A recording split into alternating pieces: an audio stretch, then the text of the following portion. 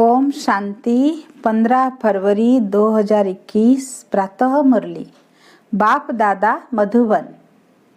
मीठे बच्चे, यह संगम युग है, चढ़ती कला का युग।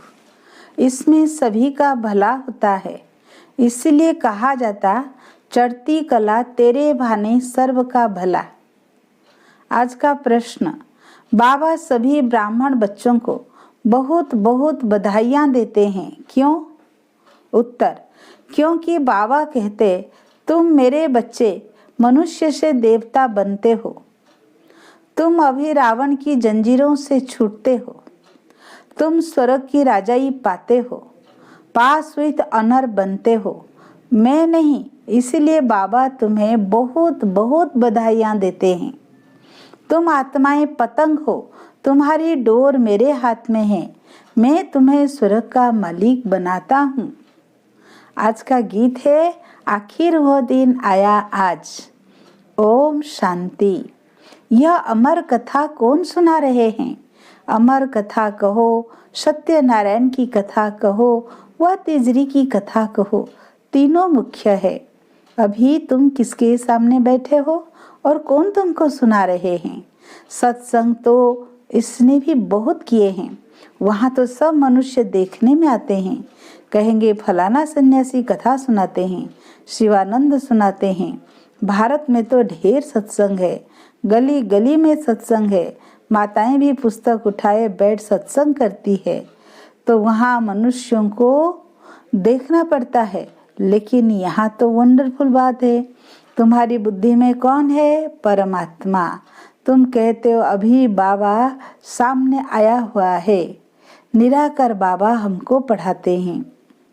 मनुष्य कहेंगे वो ईश्वर तो नाम रूप से न्यारा है। बाबा समझाते हैं कि नाम रूप से न्यारी कोई चीज है नहीं। तुम बच्चे जानते हो, यहाँ कोई भी साकार मनुष्य नहीं पढ़ाते हैं। और कहाँ भी जाओ, सारी वर्ल्ड में साकार ही पढ़ाते हैं। यहाँ तो तुम सुप्रीम बाप हो, जिसको निराकार गॉड फादर कहा जाता है। वो निराकार साकार में बैठ पढ़ाते हैं। यह बिल्कुल नई बात हुई। जन्म बाई जन्म तुम सुनते आए हो, यह फलाना पंडित है, यह गुरु है, ढेर के ढेर नाम है। भारत तो बहुत बड़ा है। जो भी कुछ सिखाते हैं, समझाते हैं, वह मनुष्य ही है। मनुष्य ही शिष्य बने हुए हैं। अनेक प्रकार के मनुष्य है। फलाना सुनाते हैं, हमेशा शरीर का नाम लिया जाता है। भक्ति मार्ग में निराकार को बुलाते हैं कि हे पतित पावन आओ। वही आकर बच्चों को समझाते हैं। तुम बच्चे जानते हो कि कल्प कल्प सारी दुनिया जो पतित बन जाती है, उनको पावन करने वाला एक ही निराकार बाप है। तुम यहाँ जो बैठे हो, तुम्हारे में भी कोई कच्चे हैं, कोई पक्के हैं, क्योंकि आधा कल्प तुम देह अभिमानी बने हो। अब देही अभिमानी इसी जन्म में बनना है। तुम्हारी देह में रहने वाली जो आत्मा है, उनको परमात्मा बैठ समझाते हैं। आत्मा ही संस्कार ले जाती है। आत्मा कहती है अर्गान्स द्वारा कि मैं फलाना हूँ, परंतु आत्म अभिमानी तो कोई है नहीं। बाबा समझाते हैं जो इस भारत में सूर्यवंशी चंद्रवंशी थे, वही इस समय आकर ब्राह्मण बनेंगे, फिर देवता बनेंगे। मनुष्य देह अभिमानी रहने के कारण देही अभिमानी रहना भूल जाते हैं। इसलिए बाबा घड़ी घड़ी कहते हैं देही अभिमानी बनो। आत्मा ही भिन्न भिन्न चोला लेकर पाठ बजाती है। यह है उनके अर्गान्स। अब बाप बच्चों को कहते हैं मनमना भव। बाकी सिर्फ गीता पढ़ने से कोई राज्य भाग्य थोड़ी ले सकते हैं। तुमको इस समय त्रिकालदर्शी बनाया जाता है। रात दिन का फर्क हो गया है। बाबा समझाते हैं मैं तुमको राजयोग सिखाता हूँ। कृष्ण तो सतयुग का प्रिंस है। जो सूर्यवंशी देवताएं थे, उनमें कोई ज्ञान नहीं। ज्ञान तो प्राय लोप हो जाएगा। ज्ञान है ही सदगति के लिए। सतयुग में दुर्गति में कोई होता ही नहीं, वो है ही सतयुग। अभी है कलयुग। भारत में पहले सूर्यवंशी 8 जन्म, फिर चंद्रवंशी 12 जन्म। यह हर एक जन्म अभी तुम्हारा सबसे अच्छा जन्म है। यह एक जन्म अभी तुम्हारा सबसे अच्छा जन्म है। तुम हो प्रजापिता ब्रह्मा मुख वंशावली। यह है सर्वोत्तम धर्म। देवता धर्म सर्वोत्तम धर्म नहीं कहेंगे। ब्राह्मण धर्म सबसे ऊंचे, देवताएं तो प्रारब्ध भोगते हैं। आजकल बहुत सोशल वर्कर हैं।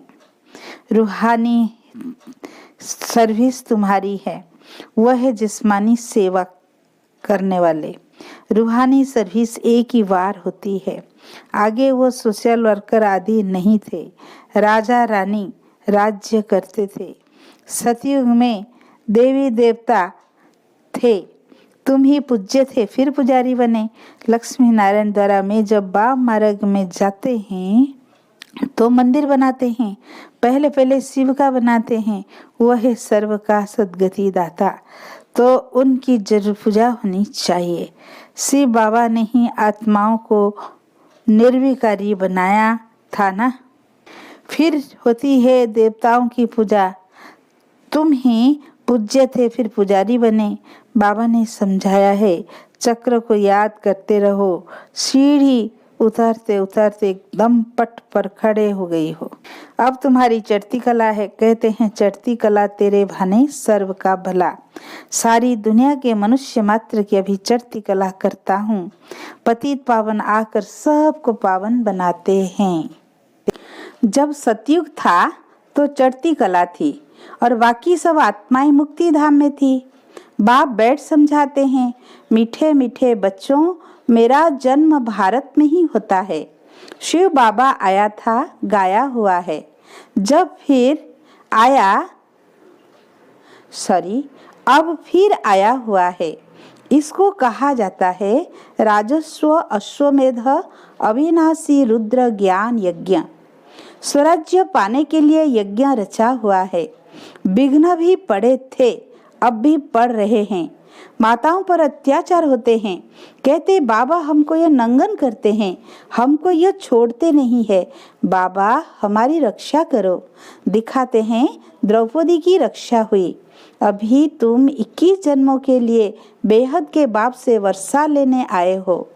याद की यात्रा में रहकर अपने को पवित्र बनाते हो।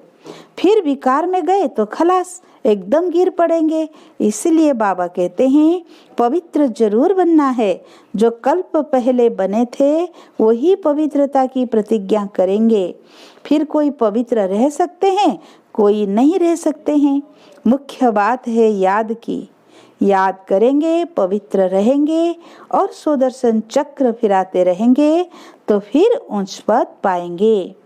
विष्णु के 2 रूप राज्य करते हैं ना, परंतु विष्णु को जो शंख चक्र दे दिया है वह देवताओं को नहीं था, लक्ष्मी नारायण को भी नहीं था। विष्णु तो सूक्ष्म बतन में रहते हैं, उनको चक्र की नलेज की दरकार नहीं है। वहाँ मूवी चलती है। अभी तुम जानते हो कि हम शांति धाम के रहने वाले हैं। वह है निराकारी दुनिया। अब आत्मा क्या चीज है वो भी मनुष्य मात्र नहीं जानते। कह देते आत्मा सो परमात्मा। आत्मा के लिए कहते हैं एक चमकता हुआ सितारा है जो भ्रुकुटी के बीच रहता है, इन आँखों से देख न सके। भल कोई कितना भी कोशिश करे, शीशे आदि में बंद करके रखे कि देखे कि आत्मा निकलती कैसे है। कोशिश करते हैं परंतु किसी को भी पता नहीं पड़ता है आत्मा क्या चीज है, कैसे निकलती है।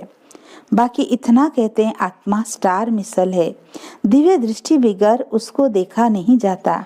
भक्ति मार्ग में बहुतों को साक्षात्कार होता है। लिखा हुआ है अर्जुन को साक्षात्कार हुआ, अखंड ज्योति है।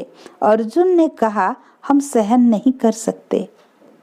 बाप समझाते हैं इतना तेजो में अधिक कुछ है नहीं। जैसे आत्मा आकर शरीर में प्रवेश करती है पता थोड़ी पड़ता है। अब तुम भी जानते हो कि बाबा कैसे प्रवेश कर बोलते हैं। आत्मा आकर बोलती है, यह भी ड्रामा में सारी नूंद है, इसमें कोई के ताकत की बात नहीं। आत्मा कोई शरीर छोड़ जाती नहीं है, यह साक्षात्कार की बात है। वंडरफुल बात है ना। बाबा कहते हैं, मैं साधारण तन में आता हूँ।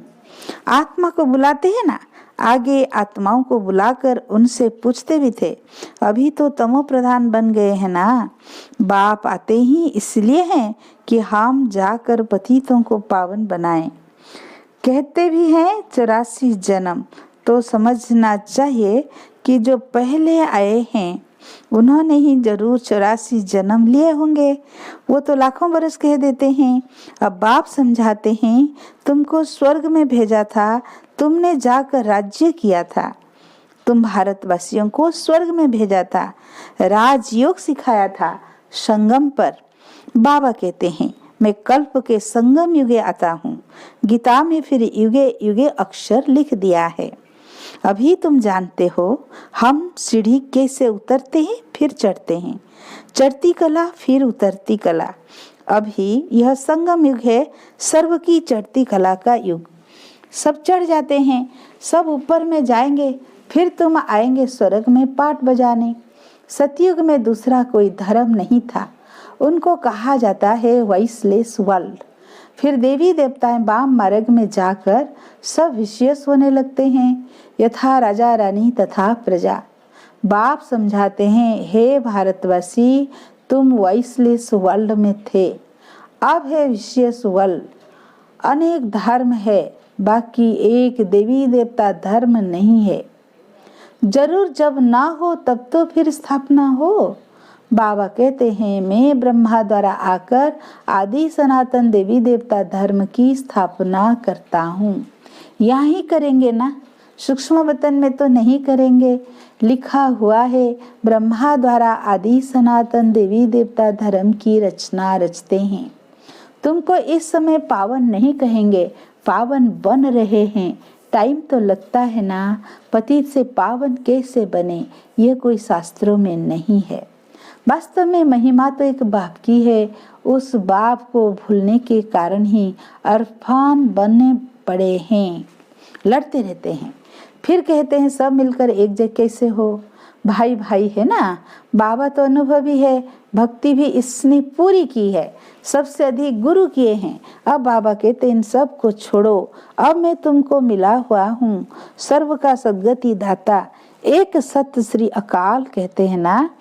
अर्थ नहीं समझते, पढ़ते तो बहुत रहते हैं। बाबा समझाते हैं, अभी सब पतित है, फिर सब पावन दुनिया में चलेंगे। भारत ही अविनाशी है, यह कोई को पता नहीं है। भारत का कभी विनाश नहीं होता और न कभी प्रलय होती है। यह जो दिखाते हैं, सागर में पीपल के पत्ते पर श्री कृष्ण आए, अब पीपल के पत्ते पर तो बच्चा आ न सके। बाबा समझाते हैं, तुम गर्भ में जन्म लेंगे बड़े आराम से, वहाँ गर्भ महल कहा जाता है। यहाँ है गर्भ जेल, सतयुग में है गर्भ महल।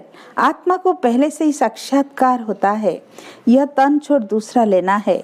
वहाँ आत्म अभिमानी रहते हैं। मनुष्य तो ना रचयिता को ना रचना के आदि मध्य अंत को जानते हैं। अभी तुम जानते हो, बाप है ज्ञान का सागर, तुम मास्टर सागर हो। तुम हो नदियाँ और यह गोप हैं ज्ञान मान सरोवर। यह ज्ञान नदियां है, तुम हो सरोवर। प्रवृत्ति मार्ग चाहिए ना, तुम्हारा पवित्र गृहस्थ आश्रम था, अभी पति थे। बाबा कहते ये सदैव याद रखो कि हम आत्मा है। एक बाप को याद करना है। बाबा ने फरमान दिया है, कोई भी देहधारी को याद न करो। इन आँखों से जो कुछ देखते हो वो सब खत्म हो जाना है। इसलिए बाबा कहते हैं, मनमना भव मध्याजी भव। इस कब्री स्थान को भूलते जाओ। माया के तूफान तो बहुत आएंगे, इनसे डरना नहीं है। बहुत तूफान आएंगे, परंतु कर्म इंद्रियों से कर्म नहीं करना है। तूफान आते हैं तब जब तुम बाप को भूल जाते हो। यह याद की यात्रा एक ही बार होती है, वह है मृत्युलोक की यात्राएं, अमरलोक की यात्रा यह है। तो अब बाबा कहते हैं कोई भी देहधारी को याद नहीं करो। बच्चे शिव जयंती की कितनी तारे भेजते हैं। बाबा कहते हैं तब तुम बच्चों को भी बाप बधाइयाँ देते हैं। वास्तव में तुमको बधाइयाँ हो, क्योंकि मनुष्य से देवता तो तुम बनते हो। फिर जो पास विथ ऑनर होगा उनको जास्ती मार्क्स और अच्छा नंबर मिलेगा। बाबा तुमको बधाइयाँ देते हैं कि अब तुम रावण के जंजीरों से छूटते हो। सभी आत्माएं पतंग हो, सबकी रस्सी बाप के हाथ में है, वो सबको ले जाएंगे।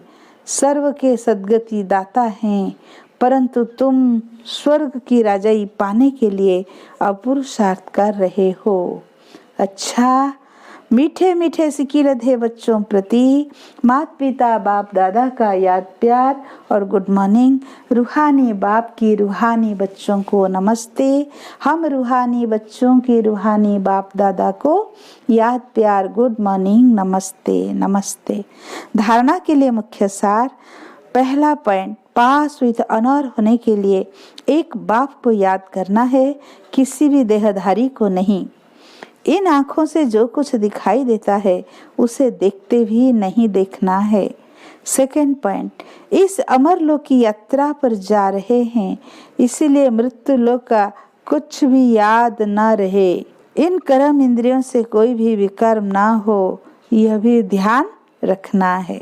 आज का वरदान, अतीन्द्रिय सुखमय स्थिति द्वारा अनेक आत्माओं का आह्वान करने वाले विश्व कल्याणकारी भव।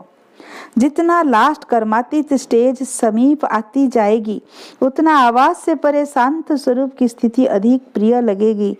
इस स्थिति में सदा अतीन्द्रिय सुख की अनुभूति होगी और इसी अतीन्द्रिय सुखमय स्थिति द्वारा अनेक आत्माओं का सहज आह्वान कर सकेंगे।